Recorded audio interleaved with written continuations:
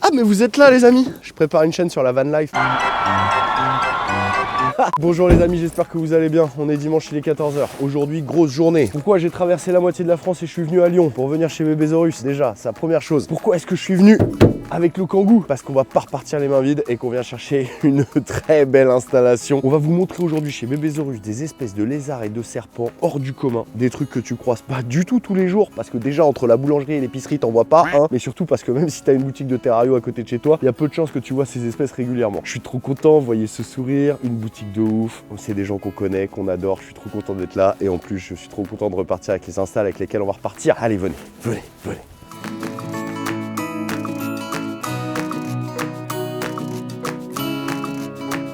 Alors déjà, bonne nouvelle, c'est ouvert, c'est marqué ici et c'est parti hein, les amis, c'est parti. Bonjour, comment ça va Olivier? Ça va et toi? Écoute très bien. Et ben merci de nous recevoir. Bon déjà il fait bien meilleur à l'intérieur hein, que dehors, donc allez, on va rentrer. Allez viens Alex. Alex. Oh là là, Bébésaurus. Regarde, regarde.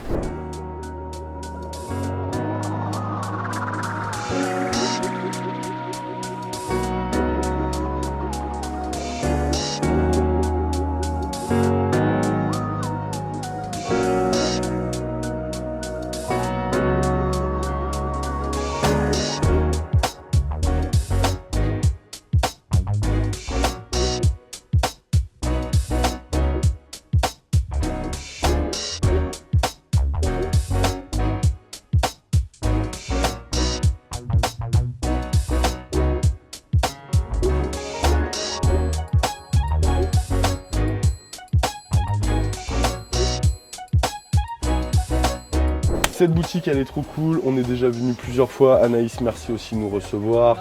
Merci beaucoup, trop cool. Je pense que vous avez plein de trucs à nous montrer. On va garder le meilleur pour la fin, entre guillemets. Je vais vous montrer l'installation avec laquelle je vais repartir. C'est une folie. Mais pour l'instant, on va faire un petit tour dans le magasin et dans l'élevage. Tu vas nous montrer un peu les stars de ta boutique et de ton élevage. Il y a pas mal de lézards, on a fait un petit tour tout à l'heure. Franchement, on est pris plein les yeux. Donc à mon avis, ça va plaire à tout le monde. On démarre par là où tu veux. C'est parti. Je te suis Olivier, on fait quoi, un sens de la visite? Ouais, on va aller dans le sens de la visite. Allez, on va sens de la visite, comme aux zoo, c'est parti. Allez. Trop bien. Bon déjà, t'as du matos, hein. ça déborde. Hein. Je vois, il y a beaucoup de... Oui, du matos, puis on en a plein les entrepôts encore. Il y a en a pas que là. Il y a beaucoup de matos. Tu t'es lancé dans le potager. Ah non, c'est des petites tables à tortues. C'est des petits bacs à tortues qui sont sympas. C'est pas mal ça. Tu mets une petite lampe par-dessus. Ah, c'est pas mal. Tu peux élever des juvéniles.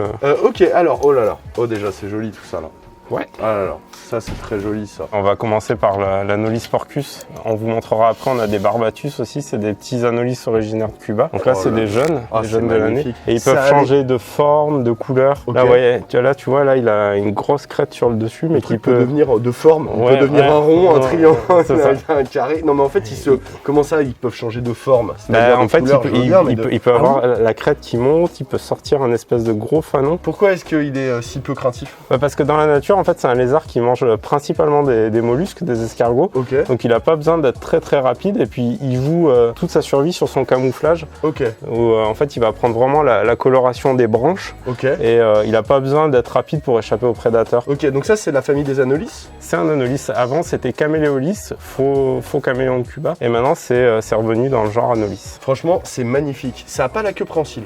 Non, okay. il a la queue très courte, on dirait qu'il lui en manque un bout, mais c'est normal. D'accord, donc il a vraiment, franchement il a un petit look de guerrier compact. Oh, il t'en a des adultes, vous allez voir la taille adulte, ça grossit un petit peu, c'est vraiment canon. Et ça a une écaillure qui est vraiment particulière, trop jolie, superbe bête ça. Alors l'avantage c'est que là on est passé de Lyon 2022 à Jurassic Park en une seconde. C'est ça. Là c'est un lézard qui est emblématique, clairement, que tout le monde connaît. Si t'as vu Jurassic Park 1, tu connais ce lézard, tu sais le dinosaure qui sort sa collerette et tout, et ben ça, c'est un lézard qui a la capacité de sortir une petite collerette. C'est un Chlamydosaurus kingi, ça vient d'Australie et tu vas mieux m'en parler. Alors celui-là, il vient de Papouasie-Nouvelle-Guinée. Il y a plusieurs espèces. Pour l'instant, il n'y a qu'une espèce reconnue, mais il y a en tout cas au moins deux populations. Il y a la population australienne et celle de Papouasie-Nouvelle-Guinée qu'on trouve en captivité. D'accord. Donc voilà, qui est maintenant bien reproduite. Hein. Donc je vais essayer de lui faire écarter sa collerette.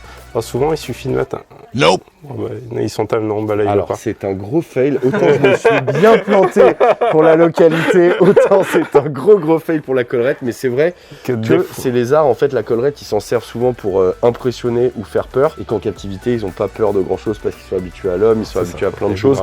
Donc, ils sortent plus trop la collerette. Et c'est vrai qu'il y a des gens qui rêvent d'avoir ce lézard pour le voir sortir la collerette et qui ne le voient jamais, en fait. Quoi. Après, la collerette, elle est quand même reliée à la mâchoire. Donc, quand il mâche, on voit quand même la collerette un petit peu bouger. Mais pour avoir vraiment la parabole, c'est vraiment quand il a peur. C'est une jolie espèce, ça devient un petit peu plus gros. Moi perso, je suis pas trop fan, mais c'est vrai que je sais qu'il y a beaucoup de gens qui aiment cette espèce et ben bravo pour ce fail. Bravo pour ce fail.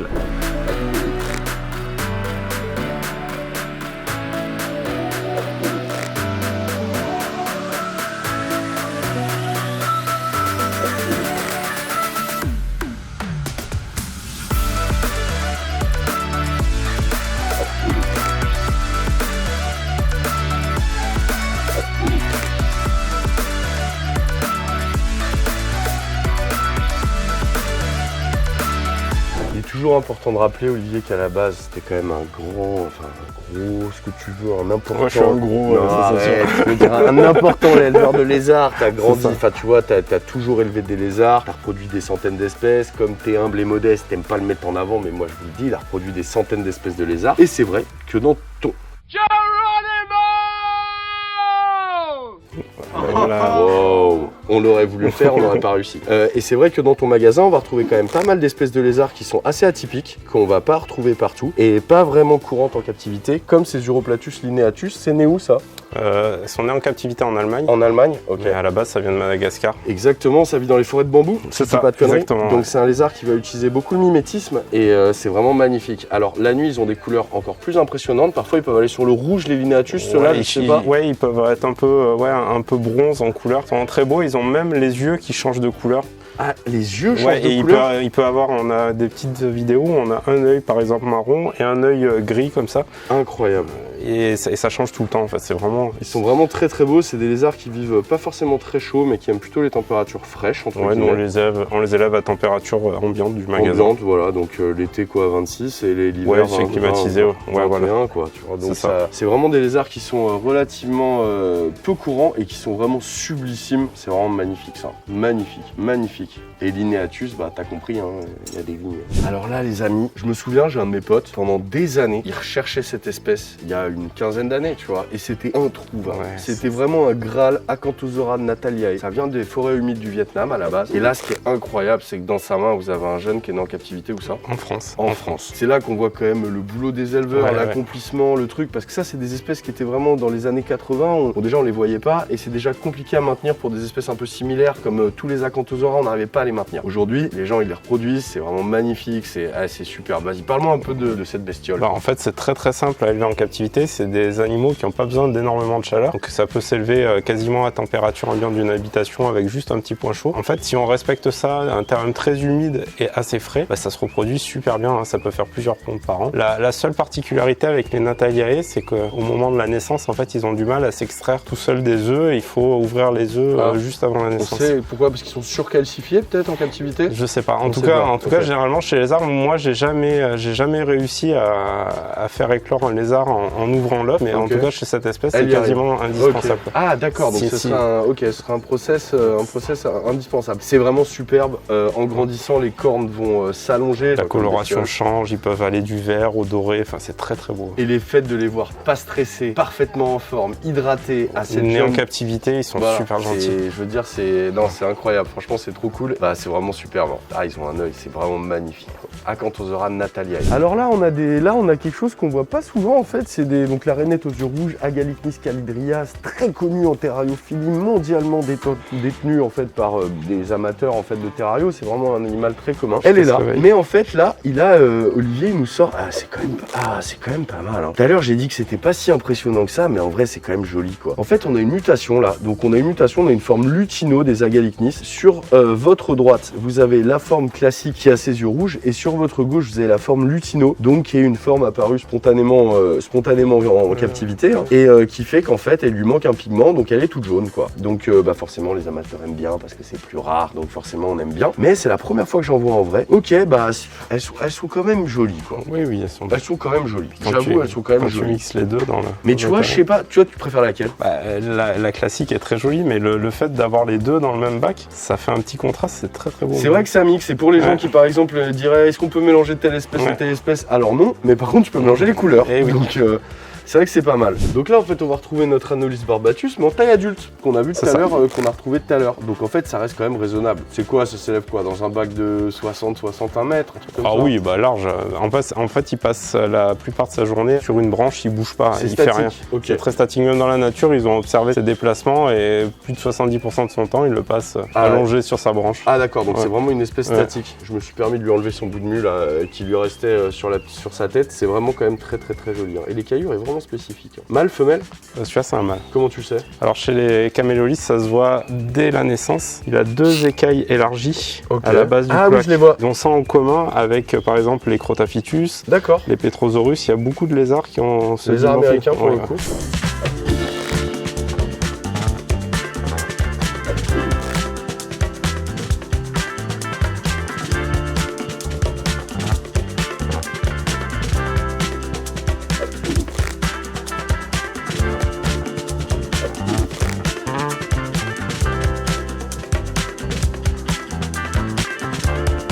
Là les amis, c'était une première pour moi. J'avais jamais vu cette phase de serpent de ma vie en fait. Donc c'est Ptias carinata, c'est une grosse couleuvre indonésienne, donc une couleuvre tout terrain qui vit dans la jungle, qui devient énorme. Combien elle fait? Ça peut faire plus de 3 mètres. Hein. Donc, plus de 3 mètres, donc c'est vraiment balèze. Ça va vraiment être très opportuniste, chasser beaucoup de types de proies ou elle va rester sur des proies plutôt focus? Ça mange un peu de tout, mais c'est vrai qu'en acclimatation, on les démarre bien avec des cuisses de grenouilles. Ok. Elles mangent bien, elles adorent les grenouilles. Elles adorent les amphibiens. Et c'est vrai que c'est très impressionnant, regardez, normalement la couleur est plutôt marron, mais là en fait c'est des spécimens noirs qu'il a, et c'est vrai qu'ils sont vraiment sublimes. J'en avais jamais vu, donc et c'est vraiment assez impressionnant. Waouh, c'est vraiment, c'est magnifique.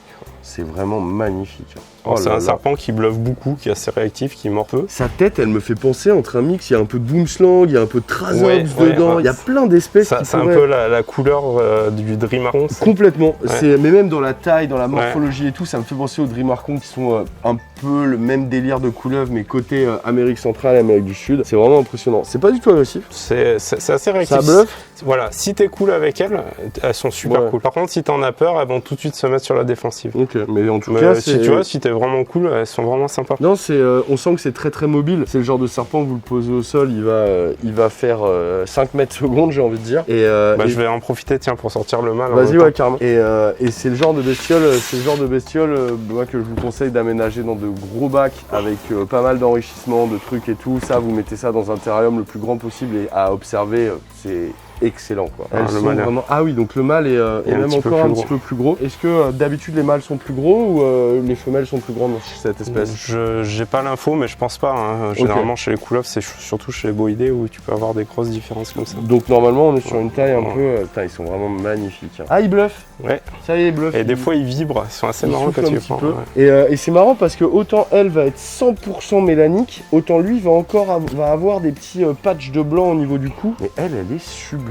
Olive, je vois que tu vends des tortues. Est-ce qu'il y a encore beaucoup d'espèces qu'on a le droit de maintenir en France en tant que particulier, sans autorisation particulière aujourd'hui, tu vois, ou est-ce que ça s'est fortement réduit? Ça s'est réduit, mais il y a encore pas mal d'espèces qu'on peut maintenir. Moi, personnellement, je préfère vendre des animaux issus d'élevage français. Okay. Ceux-là, ils sont nés en captivité dans le sud de la France. Ouais, on sait où elles sont nées. Elles sont nées, on sait où elles sont nées. Et franchement, on est hyper fiers de vendre des animaux comme ça parce qu'ils sont de super qualité, nés localement et ils s'adaptent super bien à la captivité. Donc ça, c'est des tortues adultes qui vont faire 20-25 cm. Il faudra quand même un bac assez conséquent, mais qui s'élèvent très très facilement en captivité. Puis en plus, elles sont super gentilles, super mignonnes. Ces Hémidura, à la base, elles sont originaires d'Australie, si je dis pas de bêtises. Australie et Papouasie-Nouvelle-Guinée. Ouais. Okay. Elles sont vraiment super jolies. Elles sont bien hein, dans le setup. Hein. Tu leur as fait un bon petit setup. Tu les nourris quoi? Que de granulés à ce taille-là? Là, ils mangent des granulés. On leur donne des petits vers de terre, des vers de vase. On leur donne des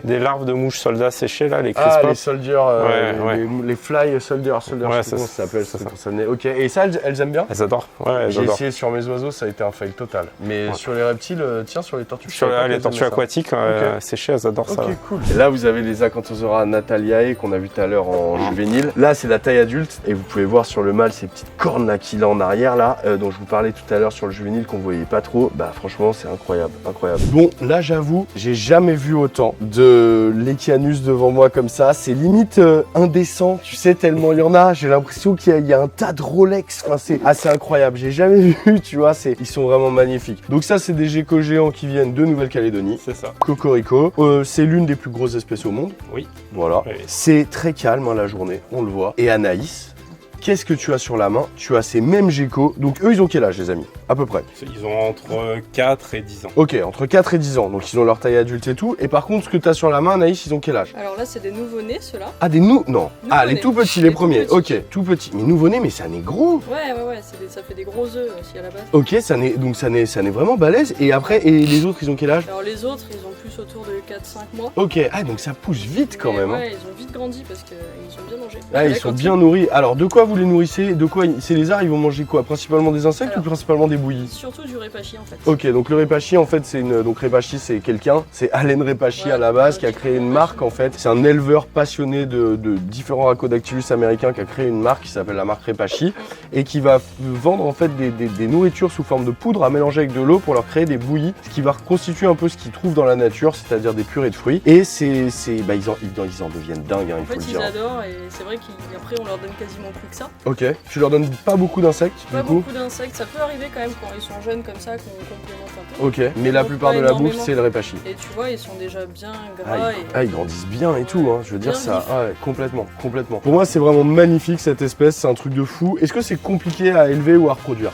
Pas tant que ça, en fait on les incube à température assez fraîche. Ok, tu les élèves aussi à température assez fraîche? On n'a pas de chauffage, pas vraiment d'UV, on peut mettre un éclairage UV mais modéré, ok, vraiment léger. Ok. Et en plus on les maintient en couple tout le temps. Donc à l'année en couple et il va pas y avoir de séparation au moment de la reproduction et tout. Si des fois il y a un mâle qui est un peu on le change de femelle. Alors c'est ça, c'est qu'en fait moi je pensais qu'ils étaient fidèles ces lézards, je pensais qu'ils étaient vraiment l'exemplarité du couple, mais en fait pas du tout, quand ils sont en couple. Ils sont pas comme moi, ils sont pas fidèles. Quand tu peux changer, tu peux leur enlever leur meuf, en mettre une autre, c'est pareil. C'est ça. Alors ça j'en reviens pas, c'est magnifique. Et en plus ça, je vais être très honnête, hein, ça a une sale réputation au niveau du caractère. Il y a plein de gens qui disent ouais les Lechianus ils sont pas cool et tout. Bah franchement ils sont ultra détentes, hein. Ils sont très calmes et tout, c'est vraiment, franchement bravo, hein. Tous ceux qui sont là, ils sont nés chez toi là? Oui.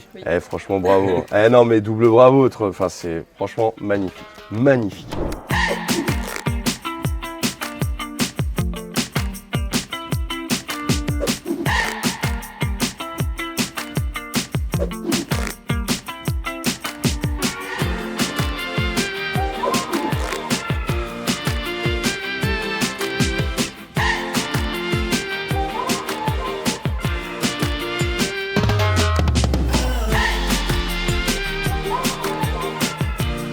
Bon alors là dans les mains, les amis, j'ai un lézard qui va en exciter plus d'un, qui va en répugner d'autres, parce qu'il y en a plein qui vont dire ah un lézard phasé et tout. Alors ça c'est un iguane, à la base c'est un iguane vert, iguana. Sauf qu'en fait il a une génétique un peu différente, il est quoi celui-là?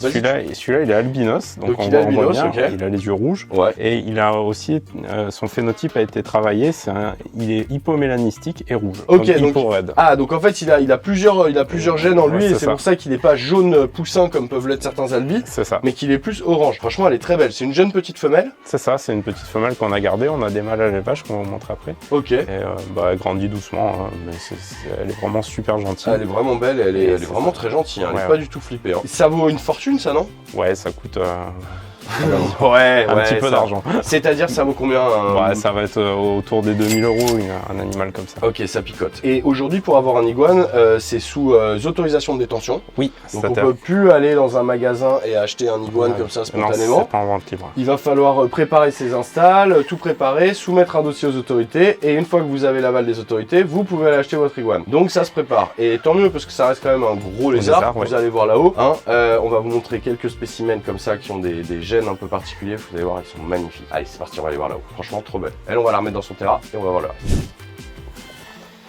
Oh là là là là. Oh là là là là là. Ah, c'est beau ça. Elle a quoi, 1 an de plus? Enfin, du coup, c'est un jeune mâle. Ah, c'est un mâle. Lui, Ouais, pardon. Il ouais. a quoi, 1 an de plus? Non, il a le même âge que l'autre, mais il a grossi Il a poussé plus vite. Plus vite, ouais. Il est beau. Donc, il est hypo raide aussi? Il est hypo raide aussi, mais là, il est en mu, donc on voit pas bien sa coloration. Si toi, tu trouves qu'on la voit pas bien, moi, je trouve qu'on la voit déjà. Putain, c'est vraiment très beau. C'est fou comme les iguanes, ça fait mal, les griffes. Oui, c'est incroyable. Ils ont les ongles très acérés. Si vous avez jamais manipulé d'iguane, les iguanes, ça fait toujours mal. Ça a les ongles en effet très acérés. Eh, c'est quand même beau. Hein. Ça, c'est quand même une très jolie bête. Hein. Donc ça, c'est un jeune mâle. Ça, c'est un jeune mâle, ouais, qu'on va mettre en vente parce qu'on en a en trop. Ah bon? Ouais. Faut pas me dire ça.